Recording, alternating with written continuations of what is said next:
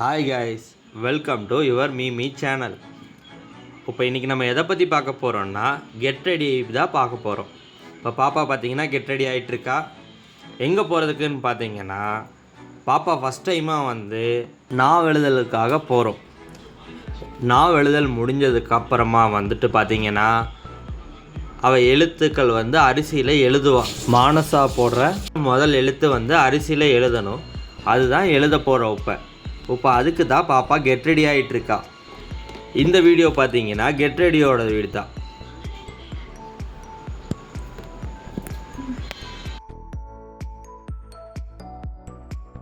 Get ready முடிஞ்சது. பாப்பாவோட பேக்கெல்லாம் எடுத்துட்டா பாருங்கள். இப்போ கிளம்ப போகிறோம். இங்கேருந்து கிளம்பி கோயிலுக்கு போயிட்டு நாவெழுதல் ஆரம்பிக்க போகிறோம்.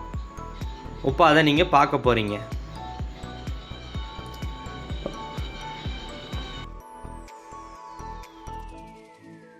இப்போ பார்த்தீங்கன்னா நாங்கள் ஃபேமிலியாக கிளம்பியாச்சு கோயிலுக்கு. இப்போ நாவெழுதலுக்கு வந்தாச்சு. இப்போ பாருங்கள், பாப்பாவுக்கு நாவெழுதல் நடந்துகிட்ருக்கு. தங்கத்தால் நாவெழுதல் முடிஞ்சிருச்சு. அதற்கப்புறம் பார்த்தீங்கன்னா அரிசியில் எழுதுகிறோம். தமிழ் எழுத்து ஆவும் போட்டுட்டோம். இந்த மாதிரி நீங்களும் உங்கள் குழந்தைங்களுக்கு எழுதியிருக்கீங்களா? அந்த எக்ஸ்பீரியன்ஸ் எப்படி இருந்தது கமெண்ட் லைக் பண்ணுங்கள், சப்ஸ்கிரைப் பண்ணுங்கள், பக்கத்தில் இருக்கிற பெல் பட்டனை அமுத்தி வைங்க. அப்போ தான் அடுத்த வீடியோ உங்களுக்கு வரும்.